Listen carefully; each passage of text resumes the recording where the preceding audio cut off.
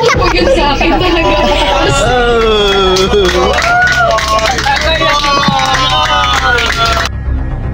Yo!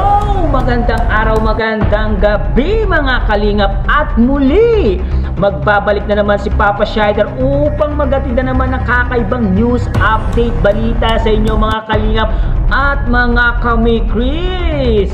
For today's video guys, Krista napaluha sa mensahe kay Ate Ligaya. Grabe guys yung feelings ko dito. Naiyak si Krista talaga. Sobrang naiyak dito guys sa part na to, sa napanood natin na video na to guys, no?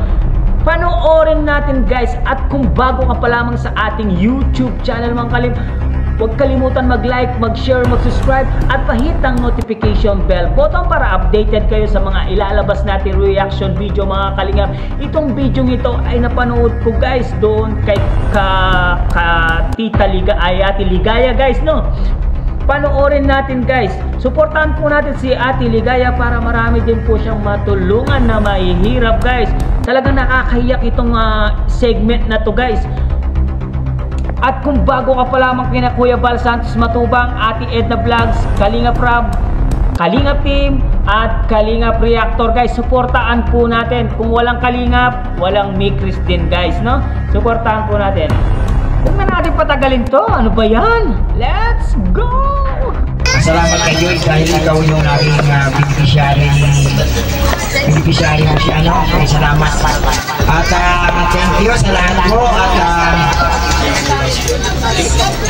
yung pinaka si Krista, yung pinakasikat na beneficiary ngayon ay si Krista Ranillo. Beneficiary si Krista. Ay, talaga pwede naman pala namin beneficiary. Yan. Si Krista ha, beneficiary nila yan. Si Krista, ay yung mensahe natin mga idol, mga kalingap. So, ayan ate, happy birthday po. Thank you, syempre po, dahil sa inyo, nakilala ko ni Kalingap Tata po. Maraming salamat kayo, Tats. Ayan, naalala ko tuloy nung nagbibili lang talaga ako ng shampoo nung talaga tutuklingan ko ng kapatid ko para bumili. Tapos yun, nagkita tayo. Hindi mo ba si Ate Ligaya na kasama ka sa kanya?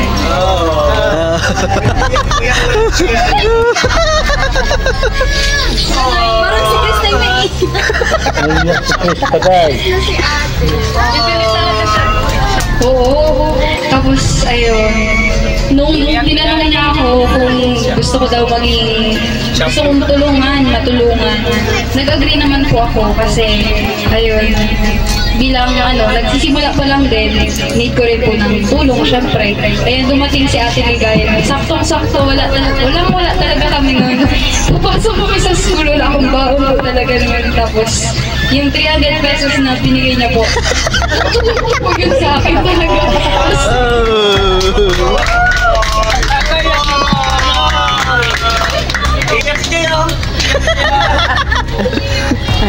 Tapos ayun nga po, kaya memorable po sa akin yung makasama ko si Ate Ligaya. Ayan, Ate Ligaya, ang wish ko lang po sa inyo ngayong birthday niyo po ay sana marami pa kayong matulungan, bigyan pa kayo ng God ng mahabang buhay para magpasaya, tumulong sa mga taong nangangailangan. At syempre, para maging masaya po kayo. Happy birthday. Joy, the next one siya. Mobil. Okay, salamat Joy sa mensahe mo na isabi ko kay Joy. At sa kanya pong mensahe ay grabe, ganun pala natagpuan si Krista ni Ate Ligaya. Bumibili lang pala siya ng shampoo that time guys. Tapos tinanong niya daw kung pwede niya daw siyang tulungan. Kakayak talaga guys. Ay grabe guys, bigla akong naluha, bigla akong nalungkot doon sa sinabi ni Krista na dati wala daw siyang wala siya daw bahon, wala siyang pamasahe, tapos binigyan daw ng 300 ni Ate Ligaya. Doon napaluha itong si Krista talagang hindi niya akalain na maraming tutulong sa kanya.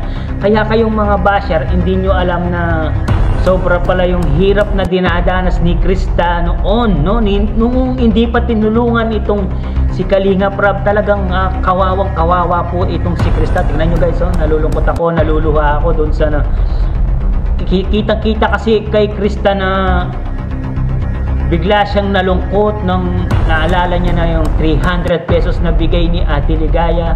Bigla siyang nalungkot. Siyempre kahit naman masakit sa damdamin yung guys, no? Kahit konting tulong lang yun na binigay ni Ate Ligaya, talagang tinatak niya sa dibdib ni Krista na mahalaga yung binigay niya para magkaroon lang siya ng baon sa eskwelahan. Ngayon marami nang tumutulong kay Krista, umaangat na po yung buhay niya. Kayong mga basher naman ang naninira sa buhay ni Krista, no?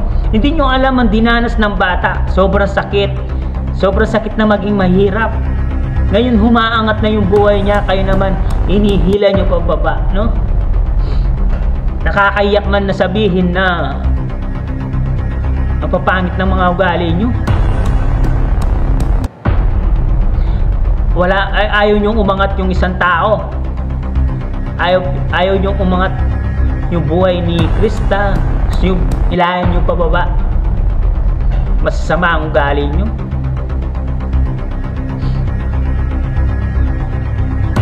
Ano lang ako, tears of joy lang to na ano lang ako, dun napanood ko si Krista na bigla na napaluha. Kasi danas ko rin yung kahirapan eh. Kaya ako naluluha din ako doon sa sa nakita ko, napanood ko guys. Naluluha ako. Di rin ako makapagsalita guys, no. Talagang masakit din sa damdamin yung nangyari. Naluluha ako guys, so tingnan nyo. Kasi alam ko na sincere talaga yung pagtulong niya Ate Ligaya kay Krista doon sa 300 pesos. Putang ina, naluha ako.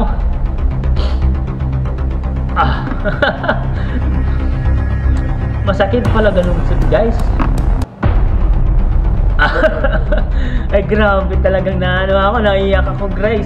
Ano ba, naisip ko lang yung sinabi ni Ate Ligaya at ni Krista. Bigla na lang ako naiyak. Bigla na lang tumulo yung luha ko. Ramdam ko kasi yung ramdam ko talaga yung bigat sa kalooban ni Krista, ni Ate Ligaya yung nangyari doon guys, no?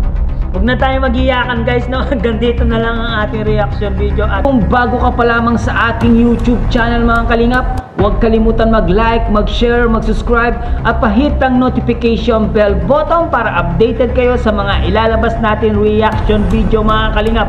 Maraming salamat po sa pagsuporta sa Kalingap at pagsuporta sa Mikris guys. Syempre maraming salamat sa pagtitiwala kay Papa Shider guys at sa mga sumusubaybay sa mga reaction video ni Papa Shider. Maraming salamat po. I love you all guys, mga viewers and mga supporters. Hanggang dito na lang. I love you. Mwah mwah. Chup chup. Babu.